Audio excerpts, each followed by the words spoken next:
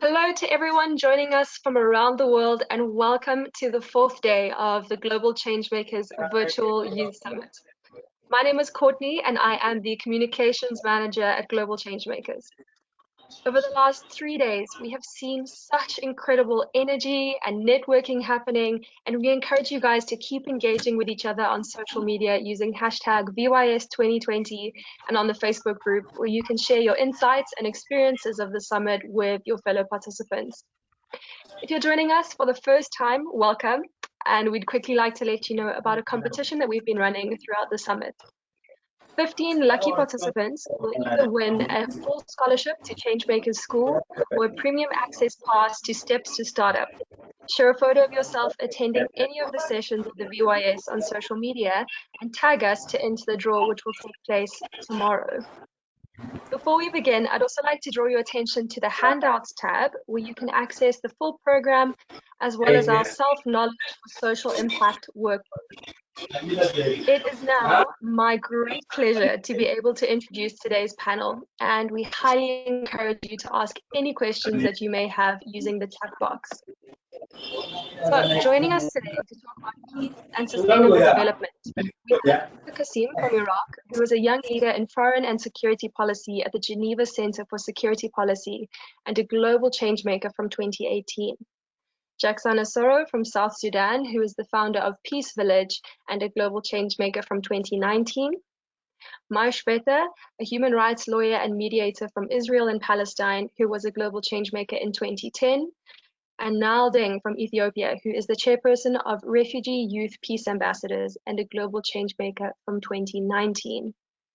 Moderating this incredible panel, we have Pascal Holliger, who is a senior advisor on political affairs and human security at the Embassy of Switzerland to Zimbabwe, Malawi, and Zambia. And with that, Pascal, I will now hand over the session to you. Thank you very much, Courtney. Thank you. Welcome, everybody. Welcome to our four panelists. You only see three, but one is there. He's having camera problems, but audio, he'll be there. And welcome to all our audience. I'm told there are millions listening in today. Well, I don't know if that's a joke. At least hundreds or thousands. Let's hope so. And let's hope for an excellent conversations, all of us together. First of all, I would like to thank Global Changemakers for their work in general and for being so creative also in those times of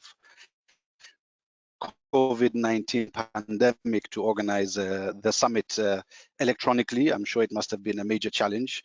And I do hope that all of you panelists and audience are managing the challenge that are brought upon us by this pandemic. Also, I wish to quickly thank the organizers for giving me the privilege of anchoring this session and this panel. I don't know that I still fit the category of youth. You can see it from the limited number of hair left on my head, but I guess youth is something inside the person, and I do feel still very young. I know the UN, I think, puts youth up to 24, others up to 35. I was in Nigeria in the last few years, and there you couldn't be elected unless you were 40. So in Nigeria, I would still be young. Fortunately, some excellent youth activists in Nigeria led a campaign called the Not Too Young to Run campaign, which reduced the age to be elected for office to 35. Of course, a big welcome to our four panelists, our peace entrepreneurs, perfectly gender balanced panel with two ladies and two gentlemen, Adiba Kasim, Maishbeta, Jaiksana Soro, and Nial Deng. Again, I said that off record, but for the audience, I will make a very, very brief introduction, and then I will ask each of our panelists to speak for 3 to 5 minutes on their respective work, who they are, where they are, what they do, and how they do it. Following which, I'll ask 1 or 2 questions, and then very quickly I'll open up to the floor to the audience for for a question and answer session. We only have an hour, so I'll ask everybody to be brief and to the point, so that we can have as much as possible an interaction with our panelists. Today relates to sustainable development. on peace, justice. That's a topic which has been my bread and butter for the past 10 to 15 years, though I still have a lot more questions than answers. And so to set the stage, Johan Galtung, the prominent Norwegian of peace thinking, he came up with 3 levels of violence: direct violence, structural violence, and cultural violence. And according to him, direct violence is maximum expression, which is the form of war. Structural violence is derived from oppressive mechanisms such as social, political, and economic structures, which lead to preventing people from fully exploiting their development potential, e.g. poverty, hunger, marginalization on the basis of ethnicity, gender, religion, or other. And then the cultural violence originates from dictating cultural values or criteria, denying cultural diversity, and legitimizing the use of force or military as a tool for conflict resolution. So, of course, in the context of war, peace means the absence of war. But the absence of war does not necessarily mean that people are at peace or that society is peaceful. There are always going to be problems and some form of hostility. So the elephant in the room for all of us today is how to resolve conflict when it occurs, who should resolve conflict, what should be done, and how. So, okay, enough from me now. Over to our panelists, all of whom have extraordinary personal stories, inspiring experiences in rising from difficult circumstances to being champions of peace in their communities and beyond. So let's also maybe have a conversation less on theoretical concepts and more on you, who you are, what you do, how you do it, why you do it. That is, I think, what book it's called. It is called in English, In the Name of Identity, Violence and the Need to Belong. It is written by Franco-Lebanese Malouf, you know him. And as I introduce our respective panelists, I will skip running through their biographies because it was already given and you can see it on the program. Context, but which can help give additional food for thought as they give us their presentations. So I'll start with Adiba. Adiba, almost a compatriot. I read that you are living in Geneva, in Switzerland. So welcome, and I hope you are enjoying life in Geneva. So one of Amin Malouf's quotations: "The world is full of wounded communities which are still serve revenge." Now, I don't know if these dream of revenge, but what I know, sadly, is that they are a wounded community, and surely they have much to contribute to the discourse of peace. So over to you, Adiba.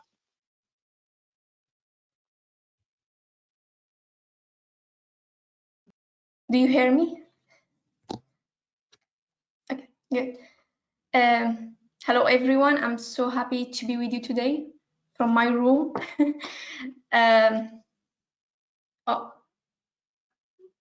Global Changemakers. I'm so happy to be with you today, and I'm glad to be connected, especially in this situation. So I will go very fast. My name is Adiba Qasim. I am from northern Iraq. I am a Yazidi, and I am a survivor from the Yazidi genocide of 2014.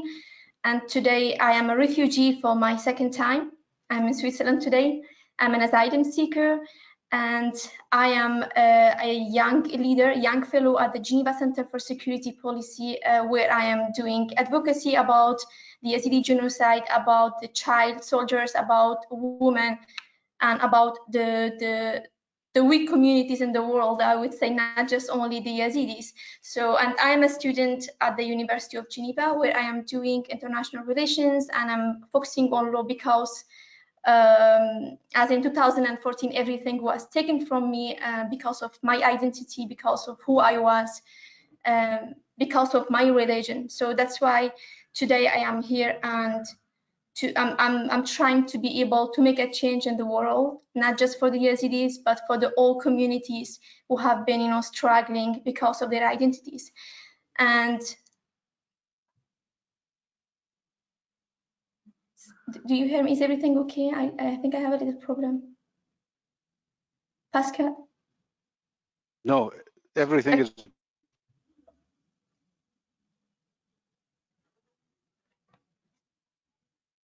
Okay, can I continue? Sorry.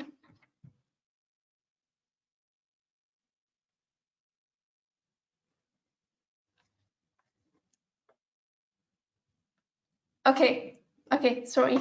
Yeah, so, and today I'm in Switzerland, and I've been working with international media, and I've been working with survivors, and today I'm in Switzerland. I'm in Geneva.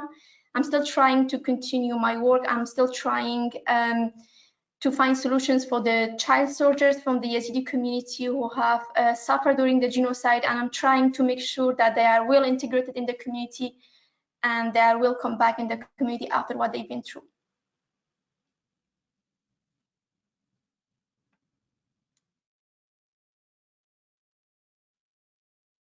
Thank you very much. Adiba, sorry, I lost you for a few seconds. Same here.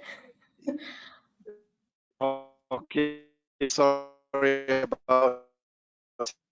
Thank you very much for your presentation, and Nasoro, again with a little quote from that author, Amin Malouf, which goes, "Some wounds prove to be highly formative, but others never heal.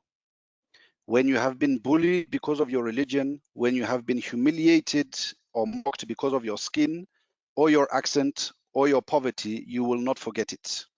Identity is made up of multiple affiliations, but let only one be affected, and it is the whole person who vibrates. We often even tend to recognize ourselves in our most attractive belonging." Jacksana, over to you.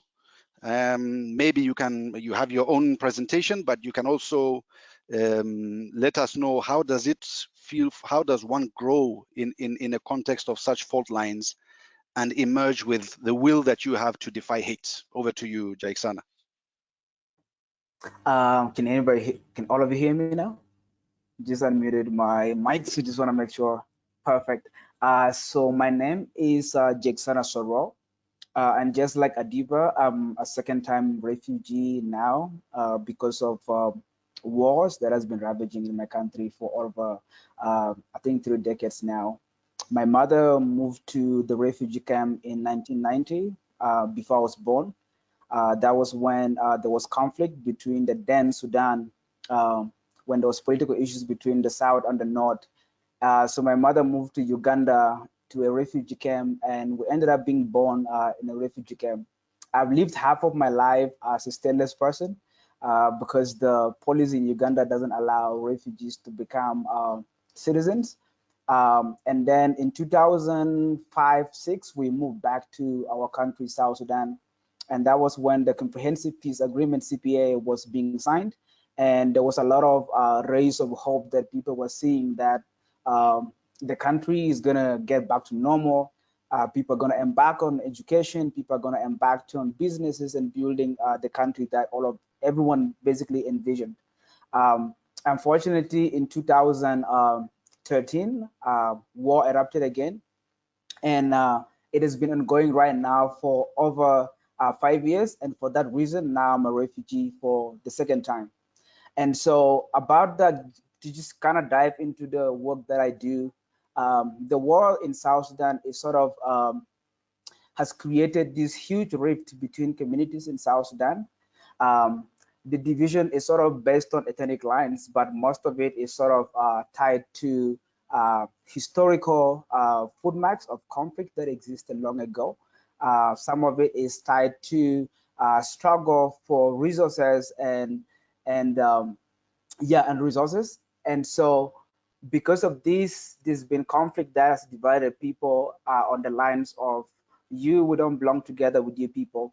And social media has been used as a very big channel to be able to fuel the conflict that already exists in South Sudan. The report on internet says that South Sudan has a very small number of internet users, but the number of people and the online media that exist in South Sudan are not professional. So finding accurate news and credible news is difficult. And young people, owing to low levels of digital literacy, are using social media to basically spread rumors.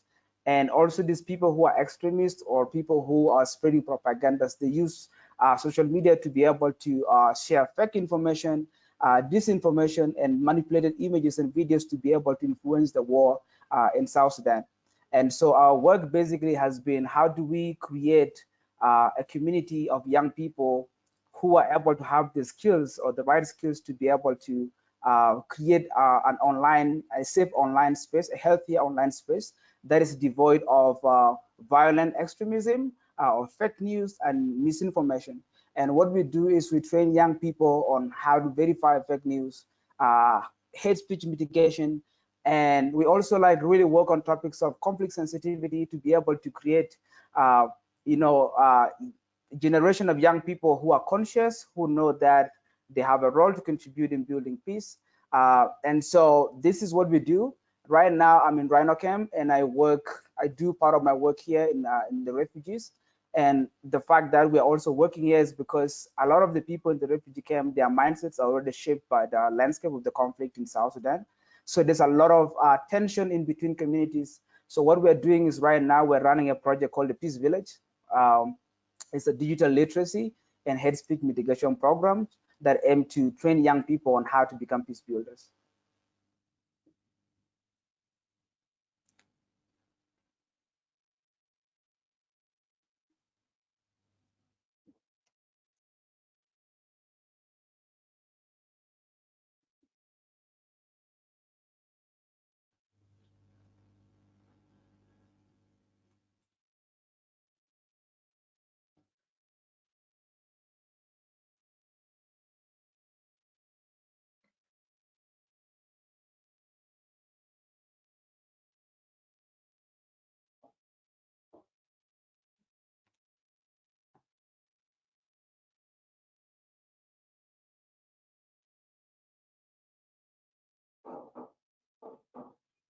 I think that we are experiencing a problem with Pascal's internet connection. So I'd like to ask Mai, would you please introduce yourself and your work to everyone who is listening?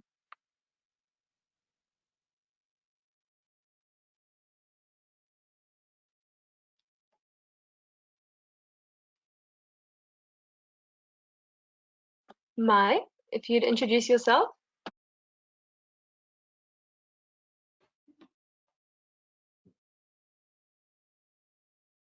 We don't hear her. We don't hear you.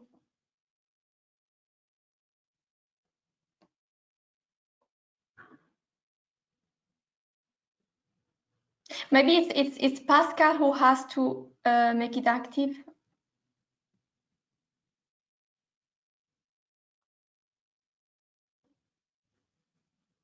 All right, while Mai is figuring out her sound, Niall, will you introduce yourself and your work? You can't see Niall, his webcam is not working, but we can hear him. So if you'd like to go, Niall.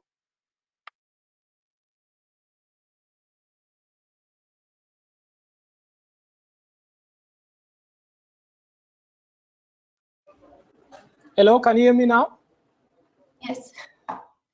Sorry, I think I had a problem with my mic. It was muted. Thank you so much. I'm sorry people are not able to see me because my webcam is not working. Thank you so much. So my name is Niall Deng, and I'm a refugee living in Kakuma refugee camp in northwestern Kenya. I come from Western Ethiopia in a place called Gambela. My father originally came from South Sudan, and he moved to Ethiopia almost 50 years ago during the Sudan Civil War. So I considered myself a refugee before I was even born, because I was born in Ethiopia. And then I grew up in Ethiopia, and then I moved to Kenya when our village was attacked in 2010. And as a young person, I experienced and I've seen brutal scene of violence that I feel like a young person like myself could have not experienced in the first place. So when I came to the camp, it was like really great to meet other young people and learn from them from different background and different experiences. And in 2017, I participated in a program by World Vision called Empowering Children as Peace Builders. And it was really an eye-opener for me because I was able to experience firsthand what young people like myself are able to achieve in advancing the peace in their communities. So after the program, I was able to mobilize a group of young people in the camp. And we started the Refugee Peace Ambassadors, where I'm currently doing most of my work with. So we aim to empower young people to become agents of positive change and social transformation in their own communities. And what I've learned, is that when young people fled their countries and come to a refugee camp, they often seen brutal scene of violence. And this make them harbor grudges and disdain toward others, which which can make vengeance be sought months or even years later. And this process can regenerate a conflict or result in a new one. And because of this, there'll be like tensions between young people from different communities in the camp based on what is happening back in their own countries. And our program aims to enhance the peace building skill and technique of young people, build the resilience through mentorship. When these young people come to the camp, they often go through a lot and they aim to give up in life and they lose hope and they lose direction. And we try also to build the capacities and capabilities, which on my side I see is as ethical leadership. Peace is when everyone has equal opportunity and make a living regardless of various religion, gender, nationality, sexual orientation. Everyone has access to the basic necessity of life, such as food, clean water, shelter. Everyone lives in safety without fear of threat or violence. And from my own experience, what has motivated me a lot to work on this is that from the way we approach the refugee crisis in Africa, we often tend to solve this at the symptomatic level. We give food to people who have run away from their countries, but I think this will not stop until we aim to create leaders who will help stop these wars that are making people flee from their countries. And that is what we try to do in Kakuma. We are trying to empower these young people as agents of positive change so that they can go back to their countries and help rebuild it and help transform it into a peace haven. Thank you.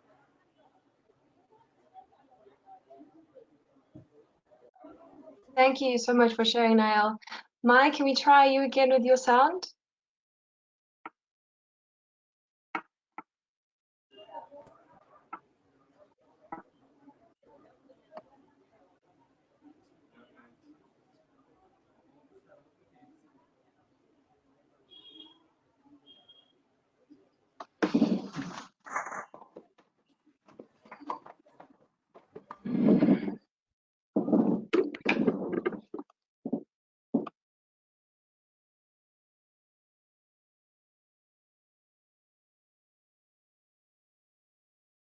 Unfortunately, we're still struggling to hear you.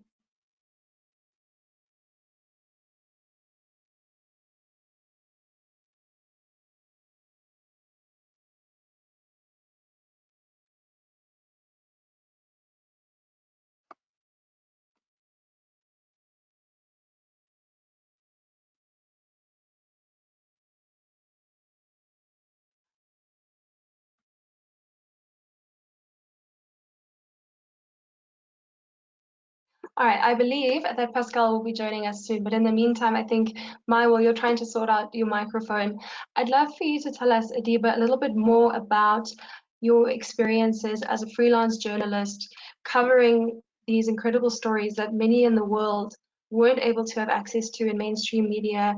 Many of the world didn't know about what was going on in your region in northern Iraq, and I wanted to know what that was like as a journalist covering these stories and trying to get the news out there about what was happening in your country. So you hear me now? Okay, great. So in 2014, when the Islamic State attacked my people, me and my family, we were the last family who survived from our village. And I lost 70 members of my family, and we just survived like 10 minutes before the Islamic State arrived to our village. I was 19 years old.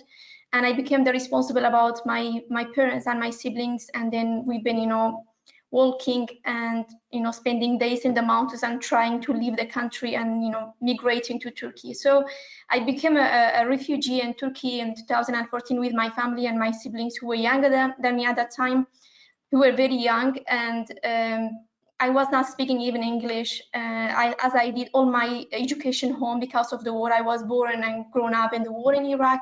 I did all my life like in Iraq self-education. I didn't have right to go to school because I was not recognized by the government. Like I didn't have my papers, my ID, and so on. So becoming a refugee in Turkey, it was not easy, and we were 2,000 people, and NGOs and journalists were visiting us, but there was no one to talk about what was happening, about what happened with our people. And there was also so much fear inside of people. They couldn't talk about. They lost trust, and they couldn't talk about what have happened to them. But for me, it was different. I was feeling, I was holding so much guilt inside of me, as most of my family's friends and people I know were kidnapped, raped, bound, and so on, etc. So that was the strength inside of me that pushed me to do something. So I learned English in the refugee camp, and I started to speak with journalists, with NGOs, and to tell the world what was happening with us. But then in 2015, I decided to go back to Iraq because it was never something for me that to go to leave the country and to leave everything behind me, as I was holding so much pain inside of me. But at the same time, I was having some hopes, thinking that I can change something. So I went back to Iraq, and when I went back there was so much, so much media there, but they were not really going deep, and they were not really, talking about the real picture about what was happening with our people and our community. So I decided to work as a freelancer with international media, and I started to, interview women and children, and to give a voice about their stories. And also, I decided to go back home and to be with the media reactions during the liberation. Of course, it was not. Of course, it was difficult. So much was really bigger than me and my age, but I was taking it as a responsibility. And being a woman from a minority, being Yazidi, and also the pain that I was holding with me, it was absolutely not easy. And then I decided to document what have happened with us, and believing that one day we can use it to bring justice for our people. I mean, I would be, documenting mass graves, and the bones of my family were there. It was not easy. And sometimes people here like they ask me, but how you can go back, how you can do it, and you are still smiling. I mean, I'm saying I have no choice, because it's us who can do something and who can make a change. If I don't do it, who will do it? And I'm doing that because I don't want any other girl to go through what I have been through. And I believe that we can change.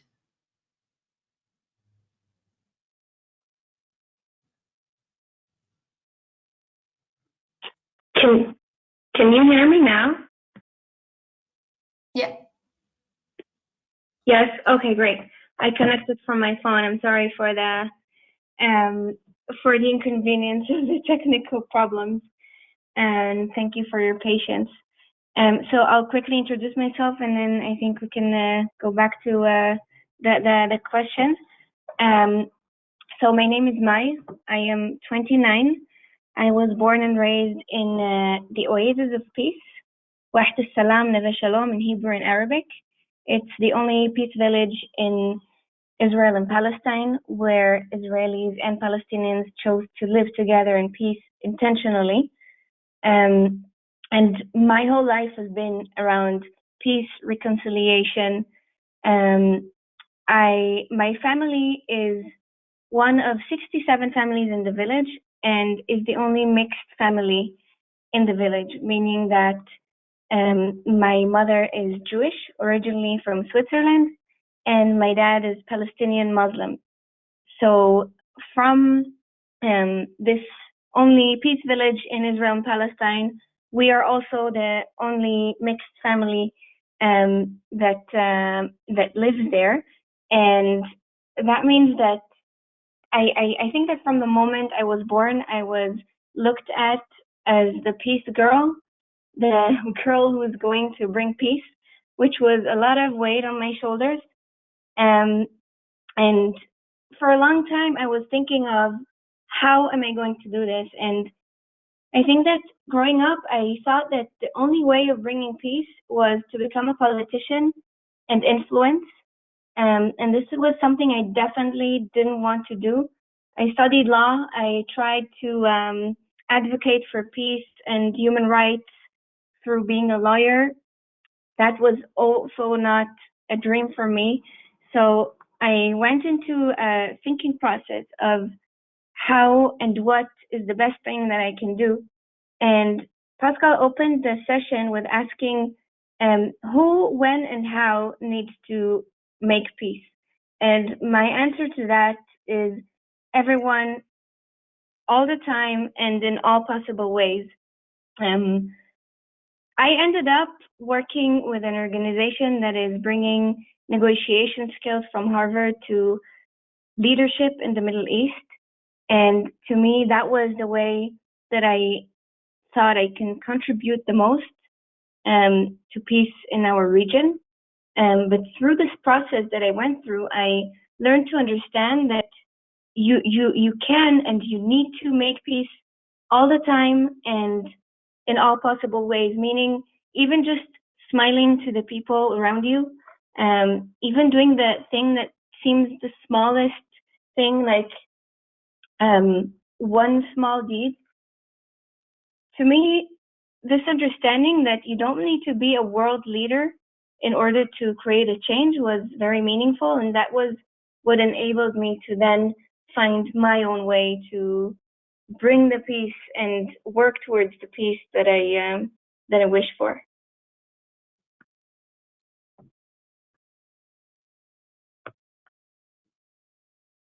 Thank you very much, Mike. Can everybody hear me? I'm back. Yes. I think there were some network problems. Let's put it on the account the Zimbabwean government and not my own technical failures. Lord Mike, for your presentation. I don't know, since I was away for a few minutes, whether Niall Deng has already spoken.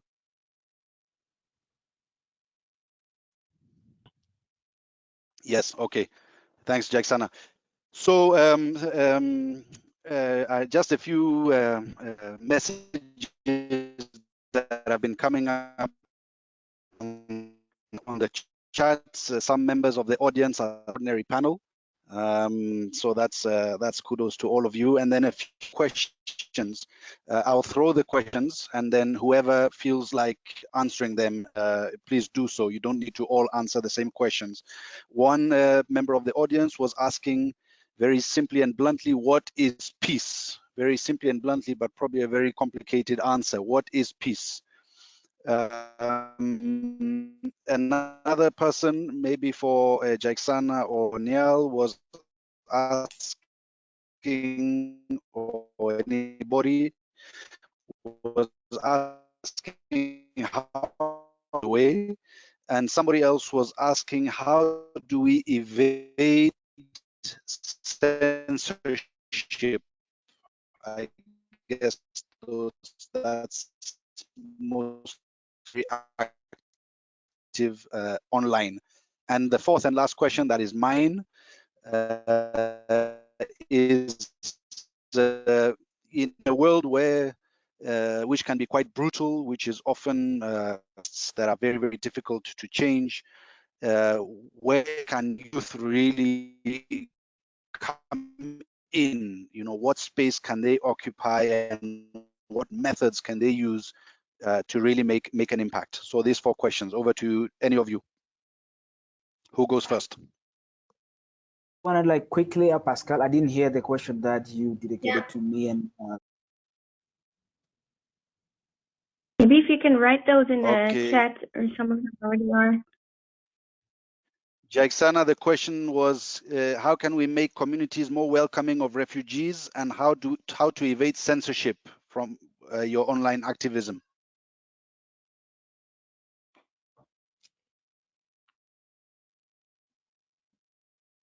Awesome, thank you. I'll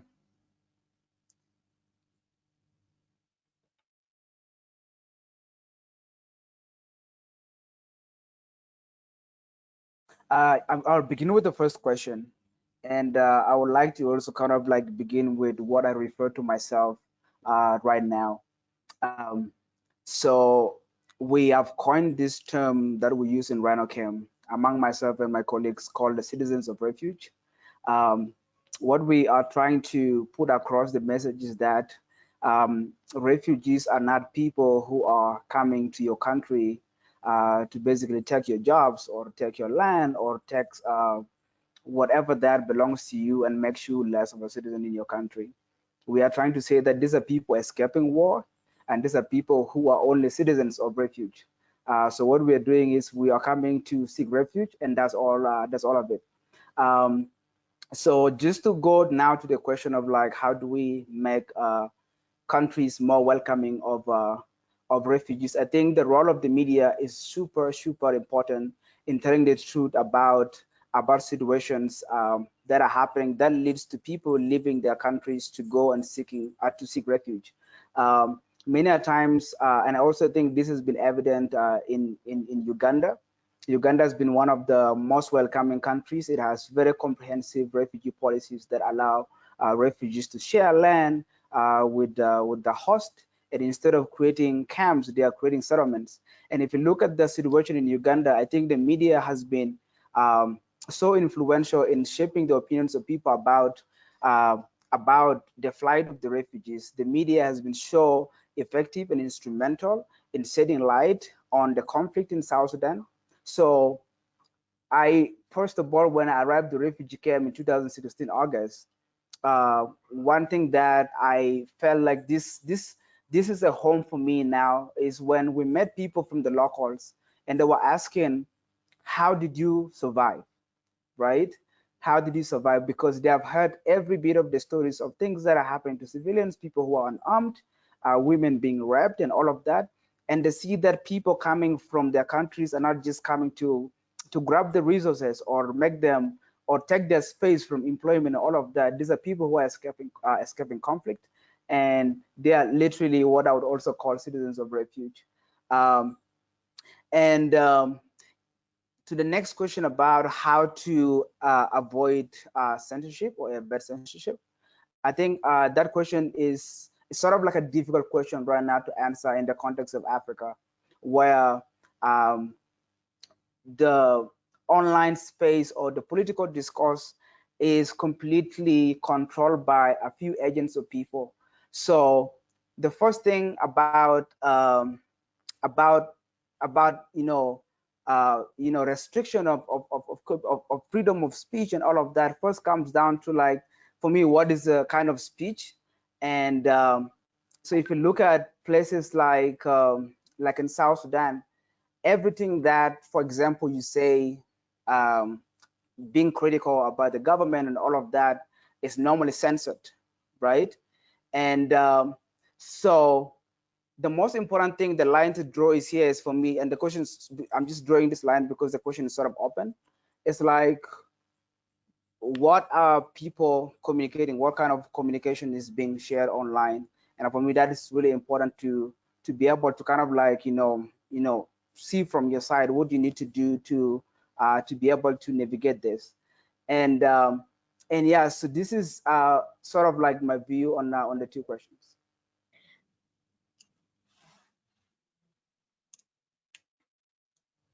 Thank you, Jacksana. There are loads of questions that are coming in on the chat. Please remember, anyone that you feel like answering, I will relay a few. One is talking about the role of women in peacemaking. What do especially Mai and Adiba think about that? Another question is about how to build trust among the youth. Often the youth are the ones that are on the front line of conflict, even if the decision makers are behind them. How to build trust. Can innovation and technology be used for peace? And if so, in what way? And last question was about how can youth really play an impactful role in a world that is controlled by deep entrenched vested interests? Maybe Adiba, you can start. Okay, so I will answer the question they're asking, how to build the trust. And I think it's very important. You know, I came from Iraq, where we have like a diversity of different communities and different religions and minorities, and there was lack of information, you know, between the communities, and they were never, you know, sitting on the table to listen to each other and to accept each other. So none of us was accepting the other. So building the trust is that to build trust, we need to make a good communication, and also to sit on the table, to sit together, to talk together. And I mean, we don't all have to be agree about the same thing, but at least we need to discuss and we need to be together.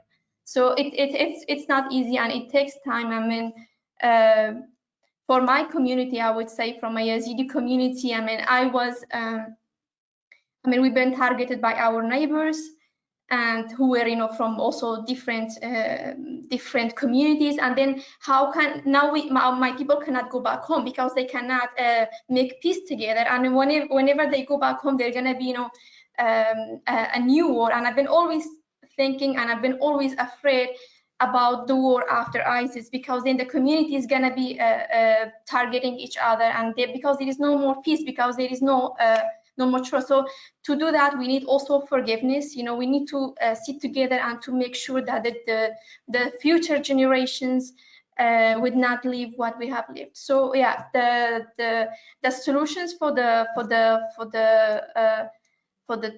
peace, I would say, and the trust, is to make a good communication and to sit together.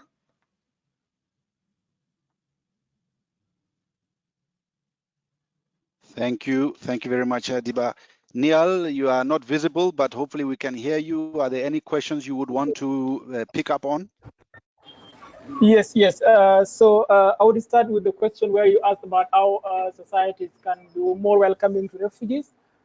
From my experience as a young person living in the camp, and also having interacted with people all over the world, I think oftentimes most of the images that circulate on social media are images of suffering and devastation, are images of vulnerable people who are coming maybe to get things from different people, but not coming to bring things into societies.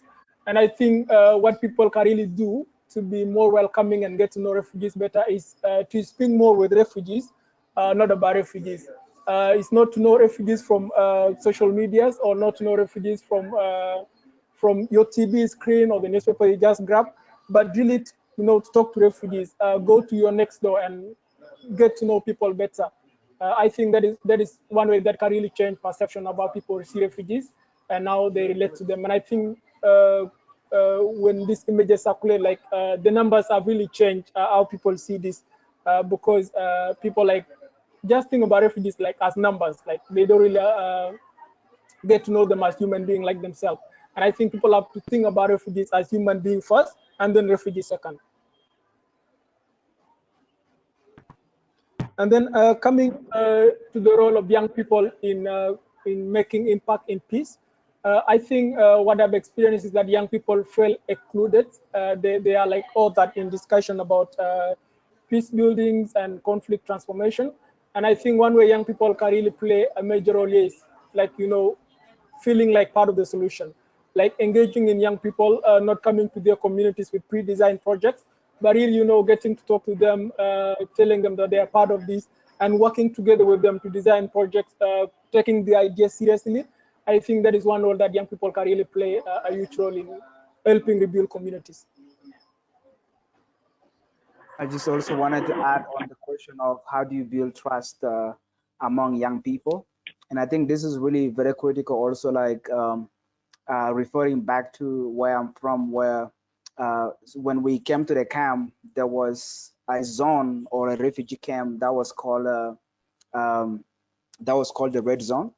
And what happened is that people from the other community cannot cross there. Why? Because there's this tendency where people feel like your tribe or your community was responsible for the war in South Sudan, and then consequently that led to us being pushed to refugee camps so we cannot live together with you.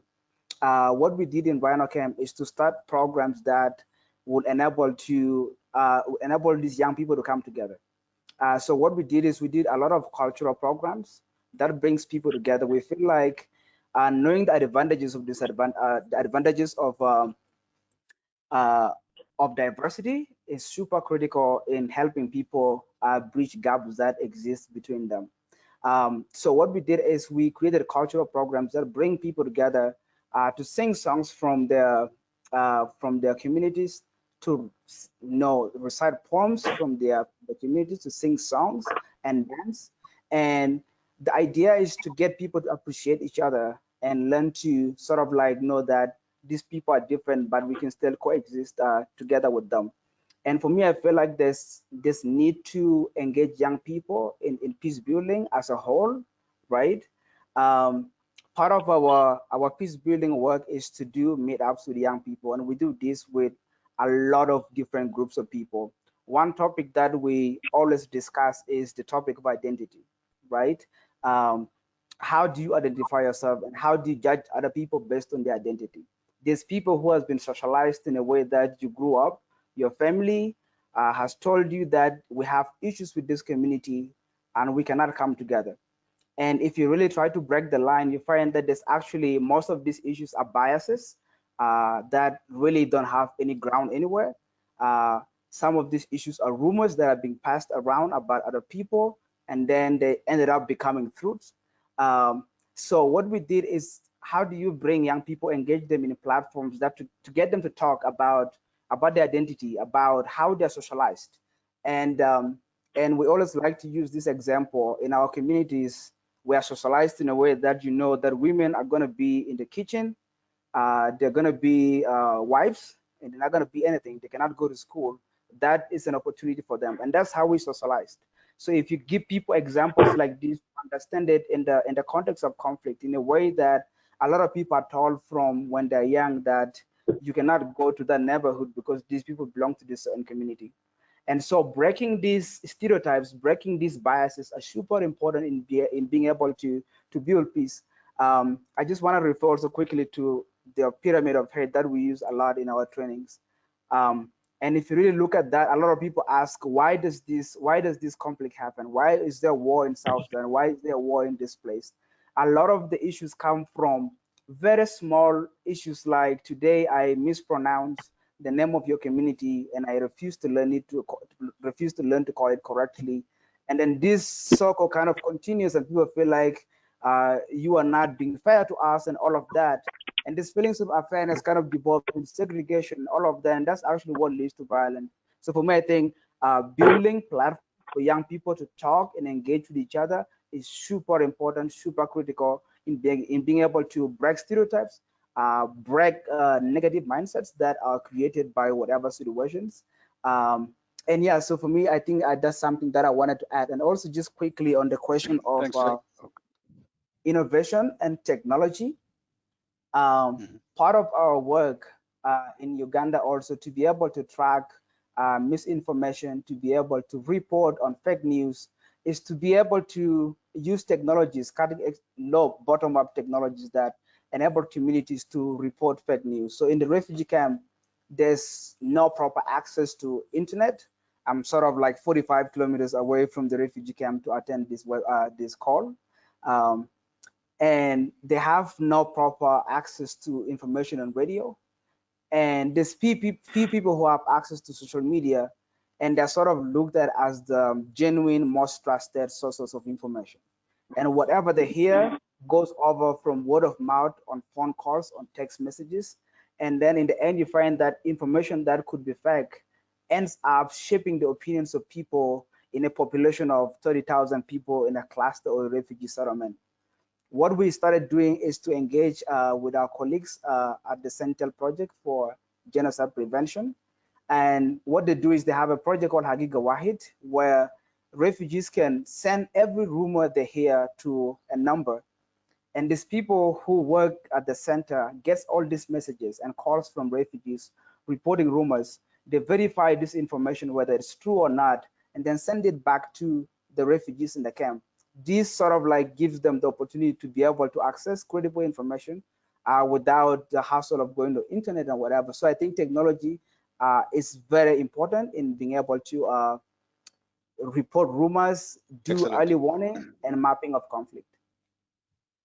Excellent. Thank you very much, Jackson. I think you bring up critical issues. It's true. Sometimes fake news and the wrong use of social media can really, in one or two clicks, undermine years of peace building efforts and trust building. And I think how social media is being managed and how these issues are being addressed is a critical factor. You also mentioned the issue about identity. I want to use that to jump to my you from your profile. You have multiple identities, some of which in a political context clash heavily, and you said yourself, I think from a young age you were seen to be a peacemaker. So you know, how do you manage your multiple identities of the Middle East, which has millennial conflicts?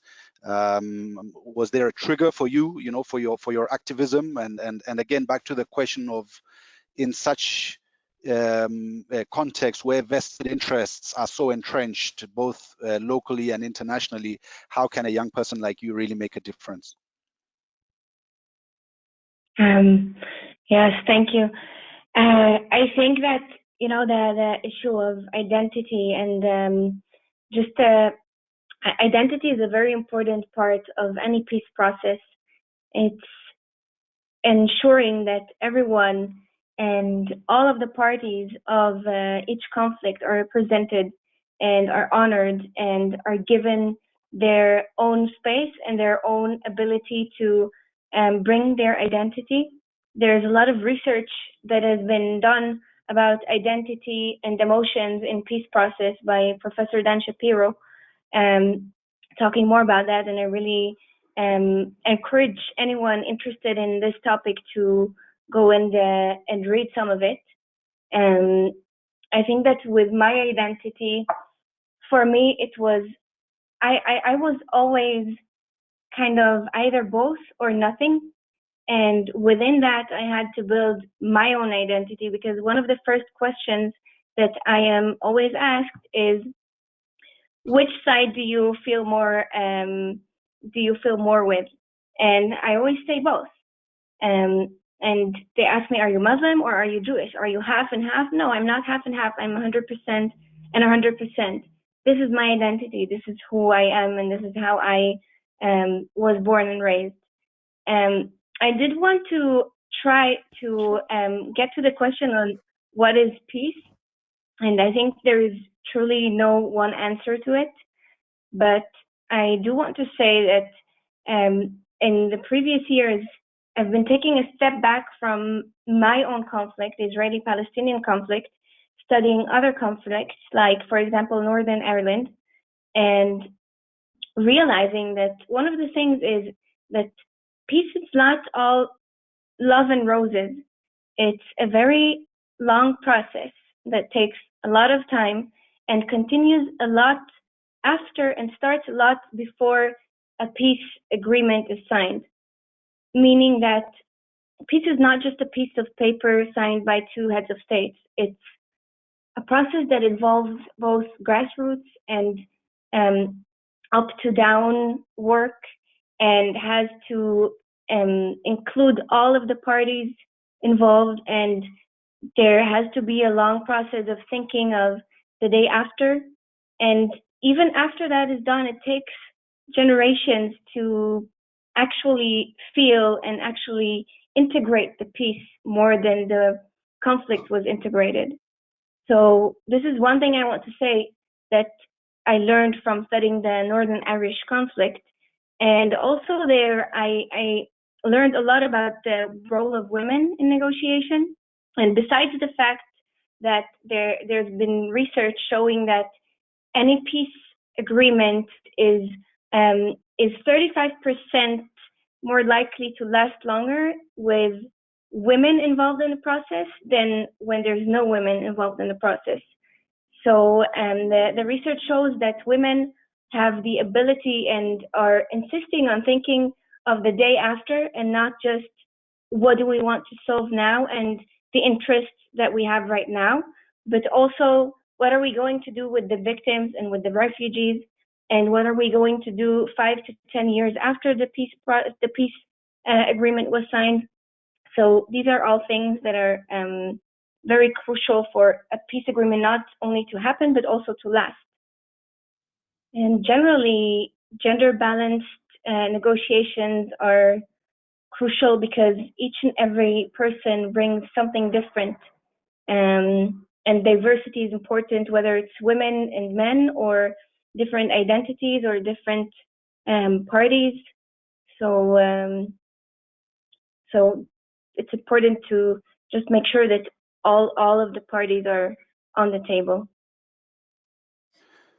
Thanks a lot, Mai. Indeed, your multiple identities are a responsibility, but also a strength. I think it's people like you who can really build bridges and dispel misunderstandings, and in as much as your identity is one, all the different elements of it can enable you, I think, to understand people in all their diversity and play a role in bringing them together. Adiba, there was a question. You might want to react on something else. Adiba, feel free, but there was a question on whether young people who are based in safe countries that are at peace, that don't necessarily come from very troubled areas, can they also play a role? And if so, how? So pick that question and any other that has passed by and that you would wish to answer, please. Yeah, I will answer this question. Yes, I think it's very important. I am a very realistic person, so I would, talk about my experiences. I mean, when we are going through such a crisis and such a difficult period, as could be war, could be any natural disaster or anything, we need the healthy community, we need the healthy people to come and to support us to get out of what we are going through. So I think, yeah, the youth from the peaceful countries, I will say, can really play a very important role to bring peace for the others. I would say I'm answering, my answers are very short. I don't know how much time we have, but yeah, they can definitely play a role. It could be, I mean, I always say, and today I posted on my Twitter, I said we can make a change if each one of us do a little part. And to make peace, you don't have to play a role between the youth community. You don't have to come from a war background. No, it is, we really need everyone to be involved and to be able to bring something good together. We all need each other, I would say, and in Arabic we would say one hand cannot clap, so we all need each other. Thank you, Adiba. Good news for everybody. The organizers have agreed to extend the duration of the session by another, I don't know, 10, 15, 20 minutes. There are a lot of questions that are still coming in. So I hope you all still have time to sit in and continue to contribute. Yes, Adiba? So just one of the first questions was about how the communities can welcome the refugees. So I would just add one more thing about that, just very shortly.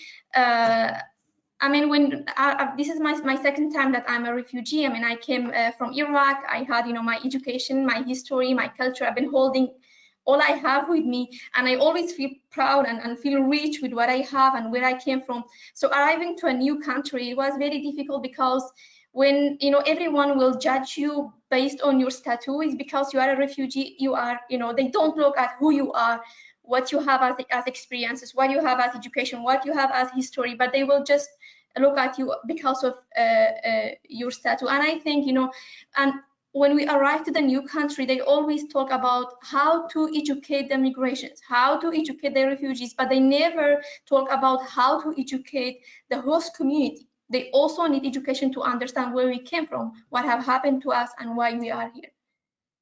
So yeah, and that's why, but then it gave me like more responsibly to work and to make sure to have a good communication between the refugees, migrations, and the host community. And I think this is very important, that the host community also open their mind to accept us who we are.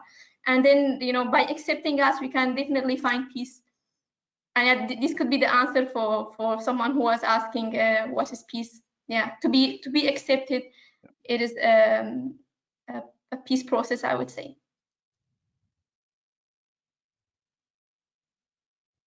Yeah, no, thanks a lot, Adiba. Very, very good point about the need to educate host communities as well to understand where each and everyone is coming from and what brought them to certain circumstances. And maybe that is a bridge for me to activate Niall again, because there have been a lot of questions on the issue of refugees and how refugees can be accepted. Somebody asked that, well, obviously some refugees also sometimes are up to mischief for whatever reason, so how that should be handled if it does happen, and also how the marginalization of refugees can be addressed, how their own situation can be improved or can be leveraged to contribute to society in a positive and constructive way. So a number of questions around the refugee issue. Niall, are you still with us? Over to you. Yes, yes. Thank you so much. Let me pick the second question, coming to how people can change images of suffering and devastation. I think one way they can do it is like to share authentic stories of refugees. I've seen that refugees, most of the stories about the displaced people are told through external observers. They are told through the lens of humanitarian actors, journalists, academia, leaving the original voice silent. I think refugees should be given a chance to share their own stories, because I believe that they have gone through a lot, but most of them are very resilient. They're able to overcome, and they have so many to contribute to their host community. But they often then don't get this chance because people don't know about them. People don't know about the stories, about their stories. So one way that image can be changed is giving refugees a chance to share their stories away from images of suffering and devastation toward the stories of hope, resilience, courage, and victory.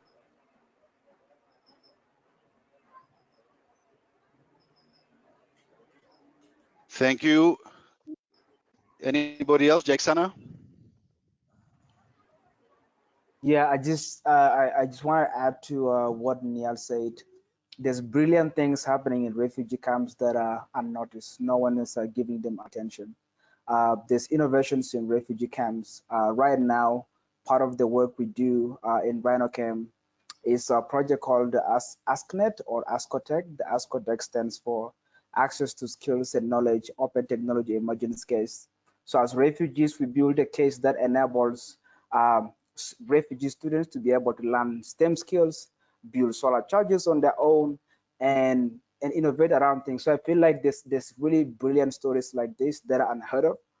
And I also feel like one most important thing is policy.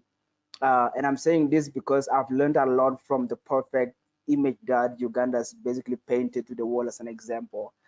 In Uganda, refugees are allowed to work, right?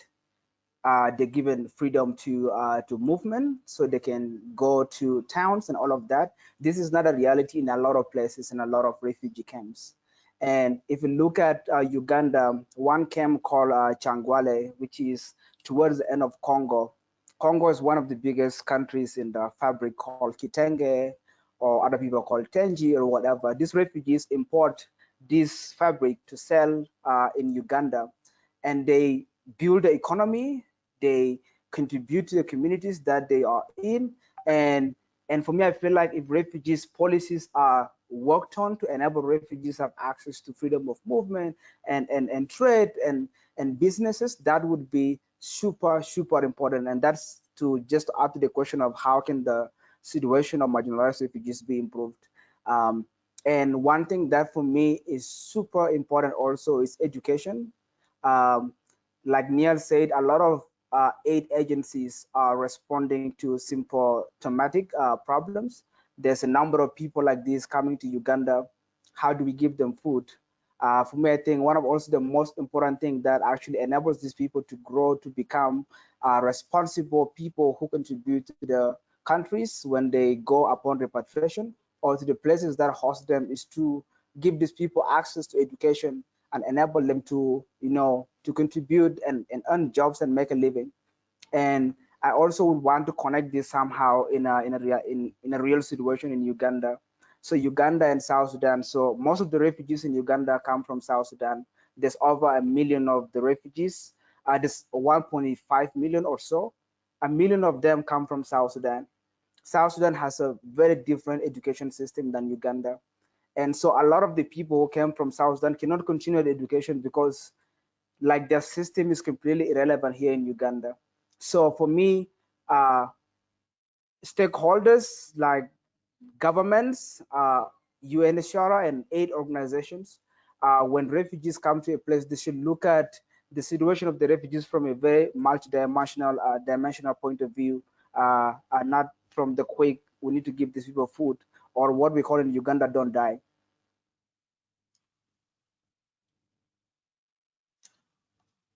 Thank you.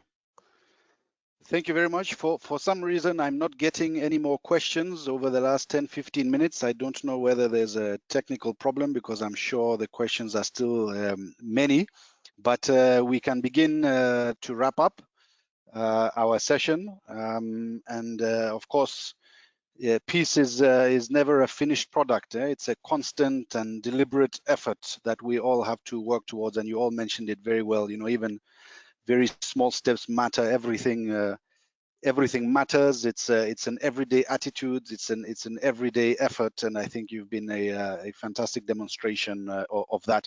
So to close, we'll do a final round. Each of you for 1 or 2 minutes. Let us know about your hopes and aspirations for the future, and let us also know more specifically what each of you is planning to do in the next year or two in this field. We can start with Niall, please.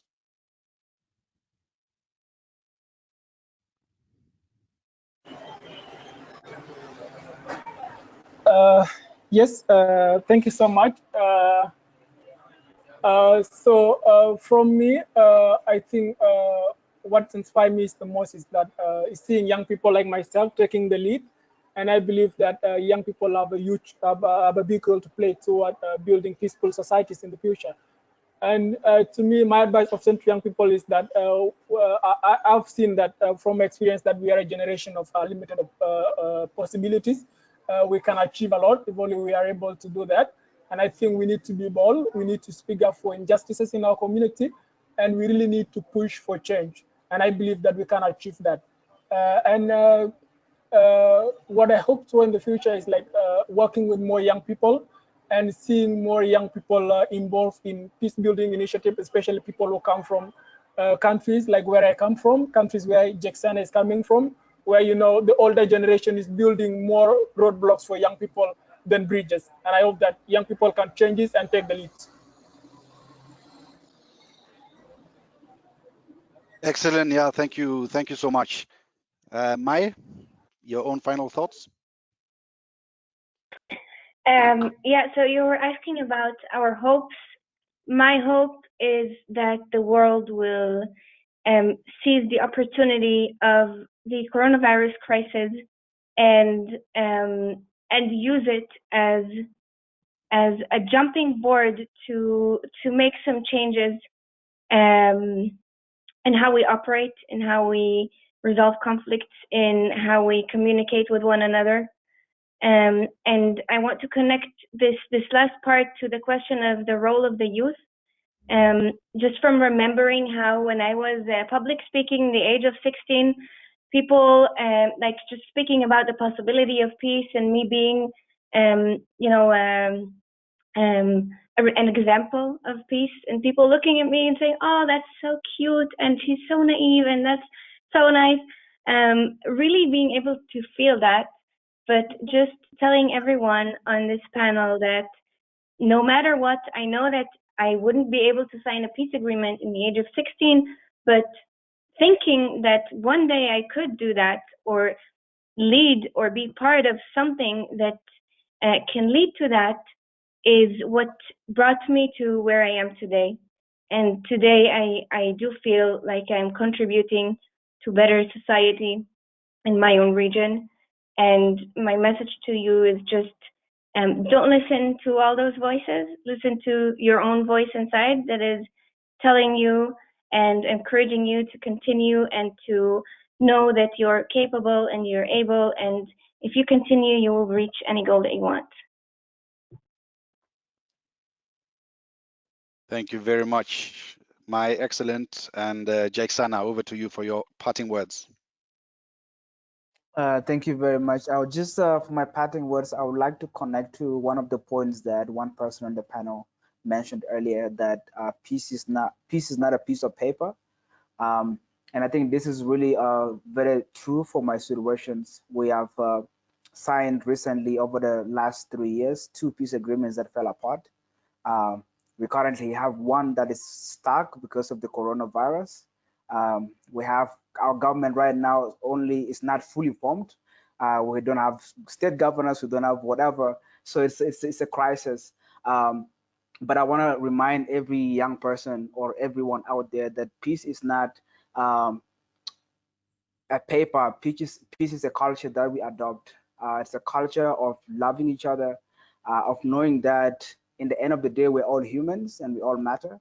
And I feel like these are the ideals and values that I want everyone to kind of like instill in themselves, to understand that we all are one people. We upgraded this slogan that says one people, one refugees, that we use in the refugee camp, sort of to bridge the gap between refugees and host. So I just want to like bring that again and tell people that we are one people, and peace is a culture that we should adapt and we should work towards. About what we are, or what my organization is sort of working on right now, we are working on developing toolkits for peace builders in places without access to internet, without access to information, to be able to use this to create change in the communities that they stay. We have already created one online that if you guys can check, defyhatenow.org. We have the field guide South Sudan. It has board games for playing, building peace. It has notes and guides for presenters, and it has very beautiful materials that you can use to be building peace in your communities or just enhancing your skills on peace building. I also, right now, we're working on this project that sort of is a spill off from work that we did in 2016 called Kifaya. We're trying to use music and sound to be able to build peace and communicate to a lot of people. Last year, we brought together a number of musicians to create music, videos, and openly licensed content that we basically put online to be able to speak to people. So that's basically my hopes and aspiration, and also like what we are working on now going forward. Wonderful. Thank you, Jackson. You certainly have your plate full of ideas and activities, and we wish you well. Before I hand over to Adiba for the final words, just a few comments from the audience. This is definitely the most thought-provoking session I have had throughout the seminar. Another one says, just wanted to give my feedback for the session. That was one of the most interesting panels I have seen. Very impressive profiles that inspire possibilities and change. I found very encouraging for multiculturalism, and it tackled an important question on identity. So well done to all of you. That's additional motivation for you to continue your work. So here we are, last but not least, Adiba, for you, your hopes and aspirations and your plans for the next year or two. So my plan is actually for more than several years. I choose to take the very long way. So I'm 26 years old, but when I arrived in Switzerland, I decided to go to study law. And but then I was not speaking French, and I had to learn French here to be able to enter the university. So and now I am studying. This is all law, I'm doing it in my fourth language, which is French. It's not easy, it's difficult, it's challenging, but because I'm looking for something strong that we can use it in the future to bring peace and justice for our people. And I always say that peace cannot happen in one day. It's a very, very long process.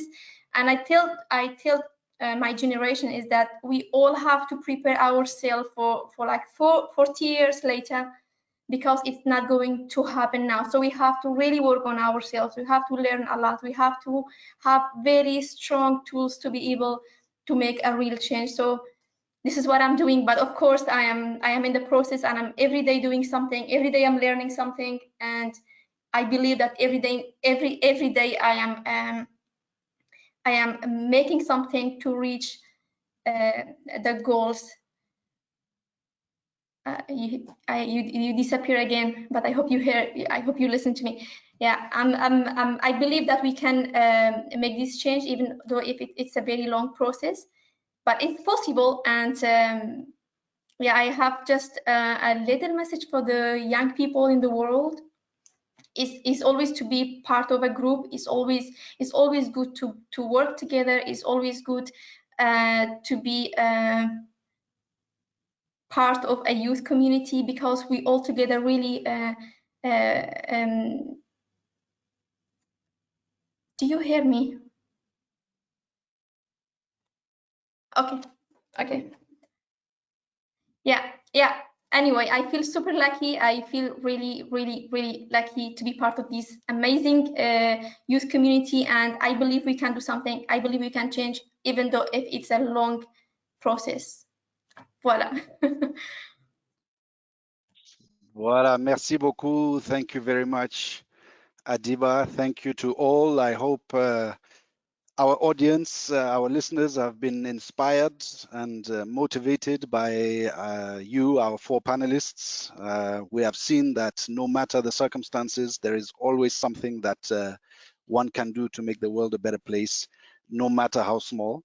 So once again, really congratulations to all of you, and very best wishes in your future endeavors. And I started with a few quotes, so let me end with one, this time from an unknown source, which says, the only people who manage to make their existence a free and happy experience are those who, collectively or individually, associate the existential enterprise with a challenge, a struggle, or a sacrifice. The idea of living in a logic of conservation, free from risk and danger, is contrary to the human condition. It is a deceptive sarcophagus in which those who marry it mummify their destinies. I think you have taken your destinies into your own hands, and you continue to do so. That ends our session. Thank you once again to Global Changemakers and to our peace entrepreneurs. Yes, thank you so much, everyone. Thank you for everyone for this incredible panel. Something that has been so wonderful about the Virtual Youth Summit is that we get to hear from people all across the world. And the one downside of that, unfortunately, is that also means dealing with varying internet connections from all over the world. So thank you so much for sticking with us through the panel. I'm sure you would all agree that it was definitely worth it. So thank you so much, Pascal, for moderating our panel and handling all the questions so skillfully. Thank you, Adiba, Nael, Jacksana, and Mai, for sharing your experiences with us today. You are all unbelievable change makers, and I'm sure that if we were all together in person right now, I have no doubt that you would be getting a standing ovation. I just want to say a special thank you to all the participants joining us from around the world or who are watching the recordings. And I need to remind you about a couple of things. So the first thing is that you can access our Self-Knowledge for Social Impact workbook in the Handouts tab. And then to say something quickly about tomorrow's closing panel. So the closing keynote address tomorrow will be given by actress and activist Monique Coleman, followed by a poem from spoken word poet Wali Shah. And we'll be making this session open to anyone in the public. So we encourage you guys to please register for that session and join on time, because space is limited and we won't be able to guarantee your spot if you are late. And in that same note, please feel free to invite any of your friends to join us for the closing session tomorrow. We will share on social media very shortly the link to register for that session. We'd love for you to please take a moment to fill out the poll and have a wonderful day further. Thank you so much again, everyone. Thank you.